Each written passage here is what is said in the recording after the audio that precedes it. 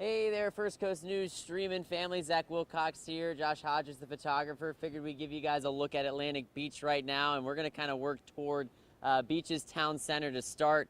We are just past high tide at this point, probably half an hour past high tide as we get ready for our 11 o'clock show. We're only going to be in that for about a minute, so figured we'd give you a longer walk and talk here, if you will, if you're interested in watching us, as we give you a look around.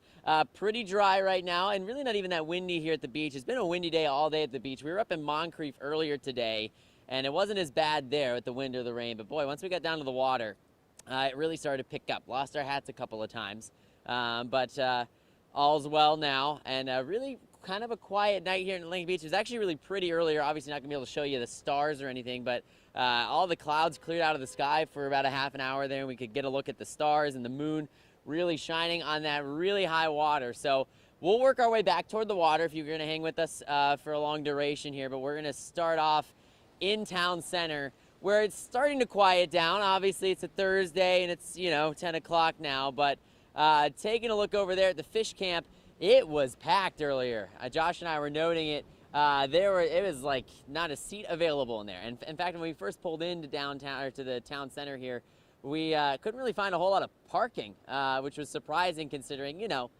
we had Nicole going on, but we really only found like one parking space when we initially pulled up. And so you're taking a look here at Town Center where not a lot of water, a couple of puddles here and there, but fortunately doesn't look like a whole lot pushed over even at high tide earlier today, the bad one, if you will. So now that we took a look there, we'll take a walk down toward the beach again. And what we've noticed as we've gone around, we were up in 18th Street earlier until it got dark out and it was difficult to see, so that's why we came down to Town Center where there's a little bit more light to work with. But earlier on 18th Street, we talked to some folks who live up there near the public beach access, and they mentioned that they feel like they've lost a good 10 to 15 feet worth of dunes. And we heard actually down in St. Augustine, some of our teams down there mentioned that we're talking about 30 feet of dunes, so obviously not to the extent here, but still worrying for a lot of the folks, living up that way, and living up here in Atlantic Beach, to lose like that significant of a chunk. I mean, the water really came up pretty high. We were looking at a private walkover that the sand came all the way up into it, and the water had pretty much reached the top step right before it cleared the dunes. So doesn't look as bad here a little further south, down in the town center area in Atlantic Beach. And I appreciate Josh walking with me here. I know we're kind of roaming around a little bit, and appreciate you guys watching. Hopefully this is helpful in case you're kind of wondering what it looks like out and around right now. So this is where we're parked right now, and we're kind of illuminating the path out to the beach. And part of the reason why we came down here was A, because it was better lighting than most places at night here along the beach, and then B, because I was thinking about this particular beach access because this is kind of the main one in Town Center, and you'll see, kind of like where our car is, you'll see first responder vehicles or ocean rescue. They like to use this as sort of their access point as well to get out to the beach. So usually anytime I've come up this way, I've seen one or two of those kind of trucks working their way out as people walk out to the beach. So I was thinking about that because of just how wide this beach access is. And I was wondering with how low the dunes are here, because they have to obviously have that kind of hole in the dunes usually.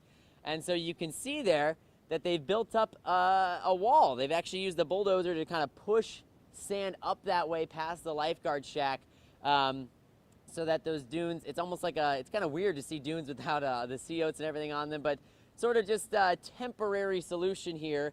Obviously not a lot of people walking out to the beach, so more important to have that to block the water from coming all the way up here. And you can see that it's generally worked. This looks like where they pulled a lot of the sand from. We've got some kind of water pooling right here, but nothing too crazy, and that means the water came over a little bit over those little shoulders on that wall there, but didn't go too far. I mean, you saw how far we walked up that way and kept the water out of there. So let's just while I have you, let's take a walk over as well, and we'll walk over, since it's kind of made these little divots in the side. Hopefully we can kind of clear those and not disturb this dune too much. We've seen a few folks walk over to the beach just to get a look here, since this is the public beach access point, and that way you're not disturbing the dunes themselves, which are massive at this chunk of Atlantic Beach, of course, here along Town Center. So we'll go up the left side, Josh. Yeah, that works.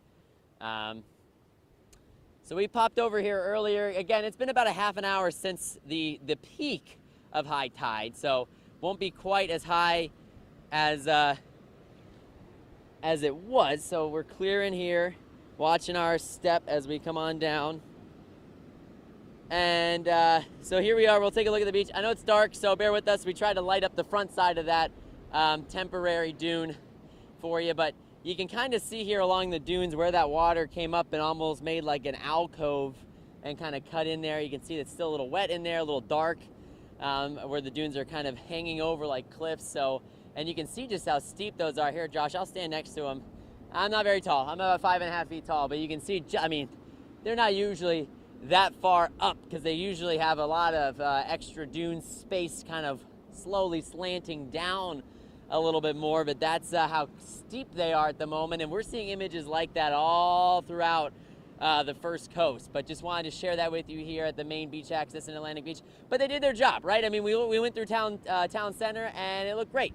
Not a lot of water up there, a couple little puddles, but everybody could still go out to ragtime and go out to the fish camp and everything tonight, and it didn't seem to disrupt too much going on up there. We'll turn and show you the water, and it really didn't come up as high. You can see this is some freshly wet reeds right here. This is about as high as it came. Right, Josh? You were out here a little earlier. Yeah, he's nodding.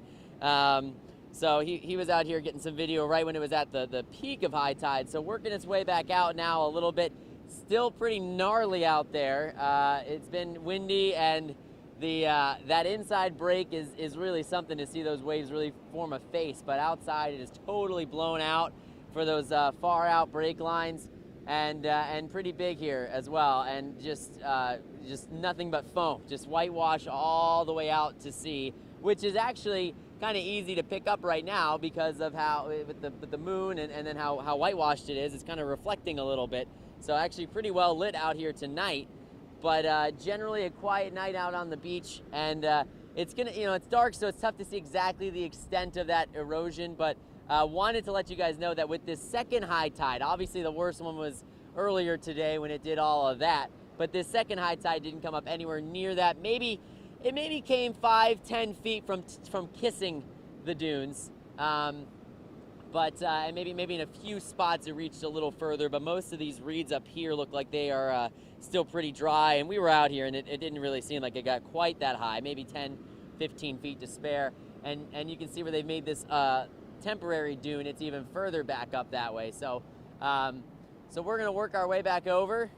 Appreciate you guys hanging in there with me and watching for a bit, and we will be back on here. Let's see if we can kind of come up and over. All right, Josh, you got it. Kudos to Josh for being able to do that while also carrying the camera. So yeah, I mean, amazing work. I'm sure, just looking at this, I'm sure it was tedious to do and pound all that sand in there, since that's not normally there, but obviously did its job and kept the water pretty much at bay here in Atlantic Beach, and hopefully tomorrow we'll get a better idea of what exactly the erosion is like, and especially with Ian already having done a lot, and then the water coming up from some folks that we've heard even higher during this storm. So we'll see to the extent that it looks like when we have a little bit more light to work with, but just wanted to give you guys a look at what we've been seeing so far right now, and a look at the fantastic job of protecting town center's main beach access to keep that water from working its way toward the restaurants and all the businesses and parking. So for now though, guys, you can join us at 11. We'll have hits from all over the place. This is just Atlantic Beach, little walk and talk to show you, but we are all up and down the First Coast and inland as well, giving you a look at the aftermath, or the current math a little bit here as Nicole continues working through, but the aftermath of the most significant bands of Nicole from this morning. So for now, in Atlantic Beach, Zach Wilcox, First Coast News on your side. Check us out at 11.